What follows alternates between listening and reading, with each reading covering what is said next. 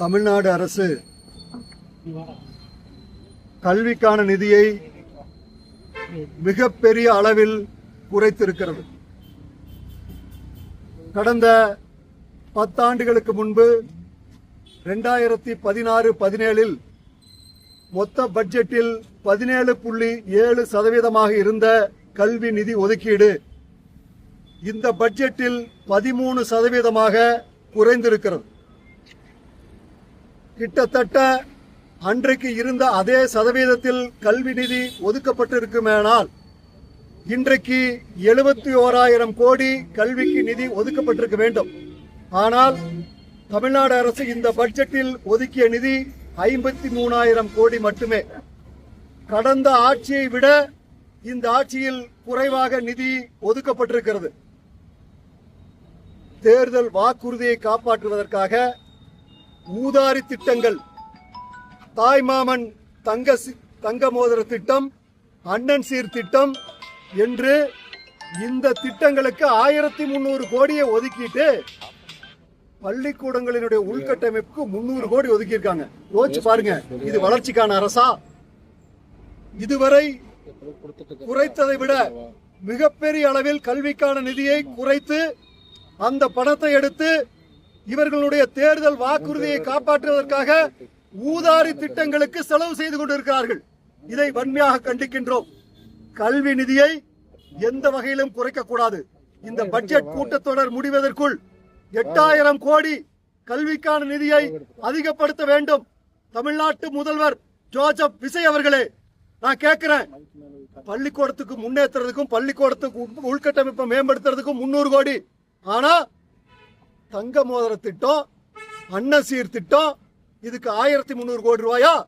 கல்வி பணத்திலிருந்து எடுக்காதீங்க, நீங்க எதிலிருந்து வேணாலும் எடுத்து செலவு பண்ணுங்க, எங்களுக்கு பிரச்சனை இல்லை. ஆனா எதிர்கால தலைமுறையை உருவாக்குகின்ற இந்த கல்வி நிதியில் இவ்வளவு ஊதாரி திட்டங்களை நிறைவேற்றி கல்வியை நாசமாக்காதீங்க. இனிமேல் எந்த அரசாங்கமும் கல்வி நிதி ஒதுக்கீட்டை குறைக்க கூடாது. கல்விக்கான நிதி ஒதுக்கீடு பட்ஜெட்டில் குறைந்தது 20% ஒதுக்கப்பட வேண்டும். இந்த பிரச்சனைய இன்றைக்கு கோயம்புத்தூர்ல ஆரம்பிக்கிறோம். சென்னை கோட்டையில எதிரொலிக்கும்.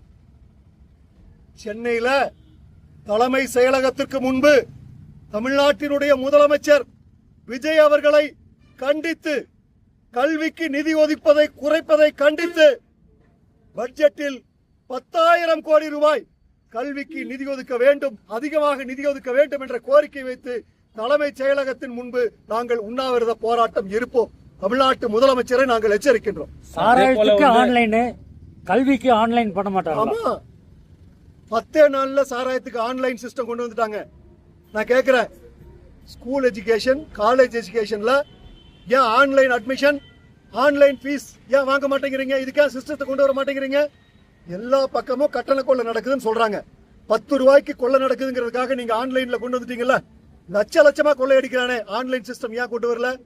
இதையும் நாங்க கோரிக்கை வைக்கிறோம். தமிழ்நாடு முதலமைச்சர் அவர்களே, எஜுகேஷனுக்கும் ஆன்லைன் அட்மிஷனுக்கும் ஆன்லைன் ஃபீஸ்க்கும் நீங்க ஒரு சிஸ்டத்தை உருவாக்கணும்.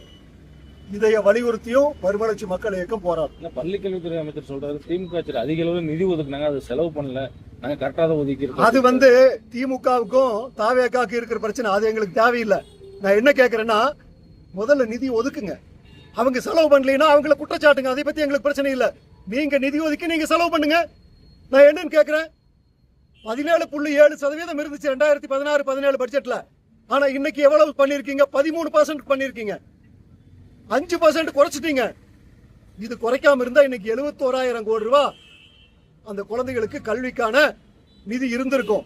ஆனா இன்னைக்கு இவ்வளவு பெரிய அயோக்கியத்தனம் செஞ்சிருக்காங்க. எதுக்கு? இவங்க தேர்தல்ல அயோக்கியத்தனமான வாக்குறுதியை கொடுத்துட்டு, கவர்ச்சிகரமான வாக்குறுதியை கொடுத்துட்டு, நான் கேட்கிறேன், அண்ணன் சீரு, மாமன் சீரு, இதுக்கு தான் நீங்க கல்வி பணத்தை எடுத்து செலவு பண்ணுவீங்களா? 300 கோடி ரூபாய் உள்கட்டமைப்பை மேம்படுத்துறதுக்கு அறிவிச்சிருக்கீங்க. ஆனா 1350 கோடி ரூபாய் இந்த சீர் செய்யறதுக்கு. சீர் செய்யறதுனா அண்ணன் சம்பாரிச்ச காசுல சீர் செய்யணும். கல்விக்கு ஒதுக்கின காசுல சீர் செய்யக்கூடாது. சரியா?